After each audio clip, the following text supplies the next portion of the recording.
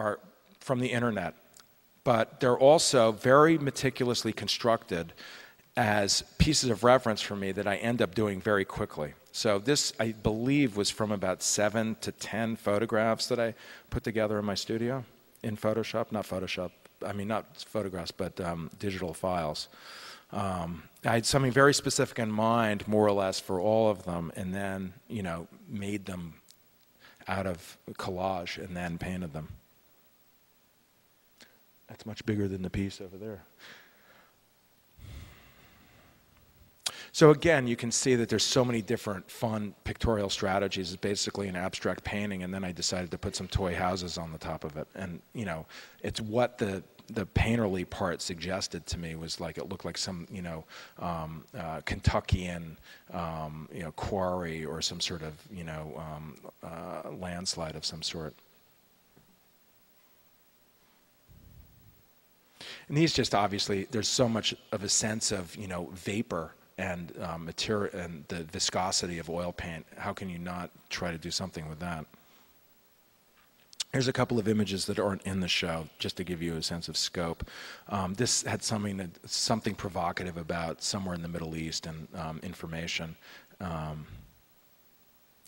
There's a tropical glacier. I just wanted to mention that there's a sort of, I would say, a cousin of this show that's up at Mass MoCA that is a over 30-foot long series of panels that make up one image that's based on my some ice that I saw on my trip to Antarctica last year. And this was actually something I did before I went to Antarctica, and I thought that it would be a good springboard for it. It's called South, and it's at Mass MoCA. It's basically the same process, but it's one big image that is 7 different panels. This is from a storm that my girlfriend and I were stuck in a single-engine plane in Costa Rica. And there's the plane.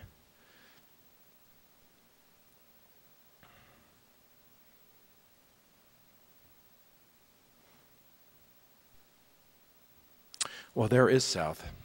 So that's the piece I was just telling you about from Antarctica. And it looks a little postcardish, but if you imagine any of these bigger pieces of paper, 7 panels, they're all framed individually. And each one is basically a portrait of a specific iceberg that I saw. So the next couple of images are going to really be shocking. And this is a body of work I'm working on now that distills part of these drawings and takes parts of other things I've been doing and creates this hybrid of, I like to call it Cold War boardroom modernism with some of the sort of unintentional side effects of the Industrial Revolution.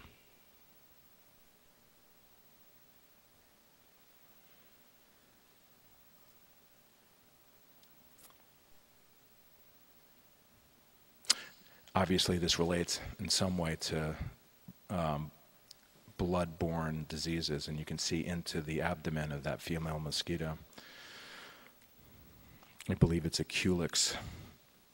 And again, the provocative suggestiveness of, you know, what a Morris Louis painting might look like if you, you know, turned it upside down and squinted at it and used it as a type of haunted forest. This one's about 10 feet. This one's about 5 feet tall. That one's 40 inches tall. So they're all, you know, they're more, some of them are quite big. I think I'm going to do a very big one at some point too, because, you know, the language of color field painting is epic, or can be epic. It should be epic. But I like the idea of it being intimate too. So anyway, that's what the images I have for you tonight. And I'm sure you're dying to check out the drinks and sushi and everything else. So thank you so much for having me. And again, it's such a great thrill to be here. And thanks, Michael, for...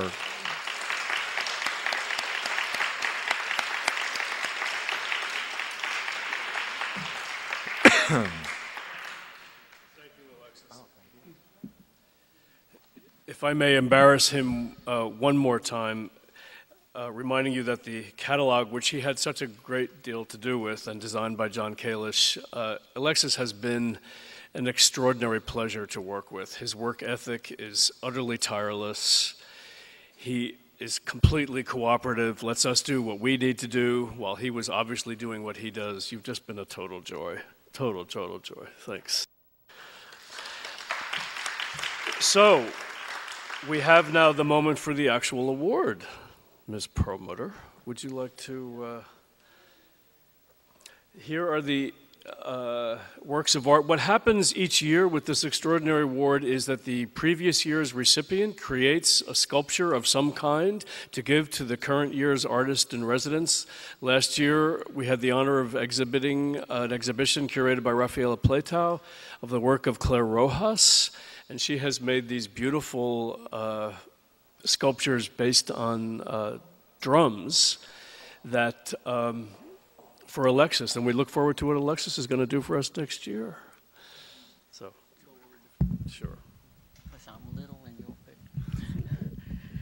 Well, hi. I was going to tell you that I met with Alexis this afternoon, and I was going to tell you that this is a man of, thank you, of many parts. And I was going to inform you that he is a scientist, he is an artist, and he's a thinker. Well, I don't have to tell you that. He's done it for himself and in spades. That you know. And of course, what Michael has done for me in this introduction that he had of Alexis was to show you that and perhaps Alexis also helped him with that, but it's Michael's role to be the art historian, and he indicated to you the role that this man's work fits into the art history of the world. So that you have heard of, and they've stolen my thunder.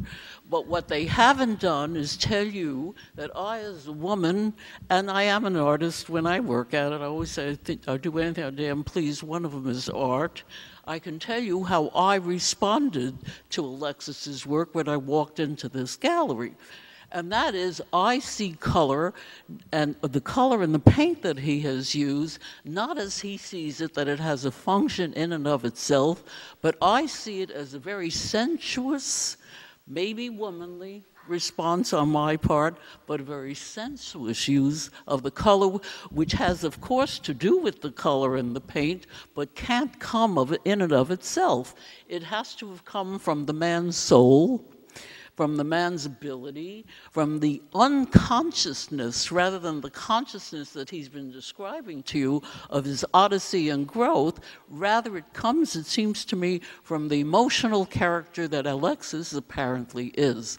Even though perhaps he hasn't described himself that way, I describe him in those terms.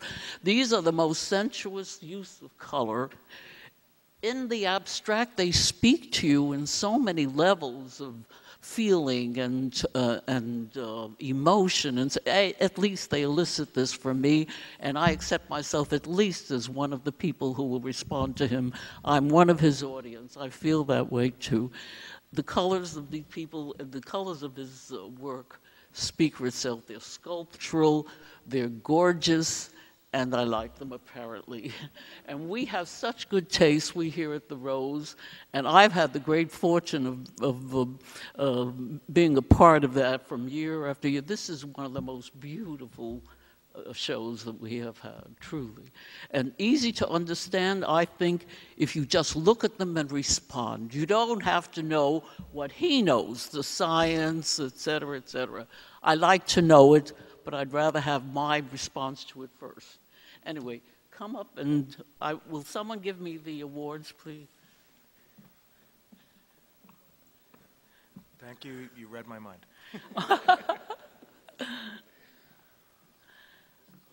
I'll let him carry it. He's bigger. Wow, that is really amazing. This is from our previous artist, as Michael has told you, Claire Rojas, who gave us each and every one of these artists of the year that I've been so fortunate to be connected with has given us another experience, Each and every one of us has given such a worthwhile experience. Anyway, and I do appreciate you for that reason. And this is yours. oh, well, come over and show them. Tell them. This is Ruth from Claire.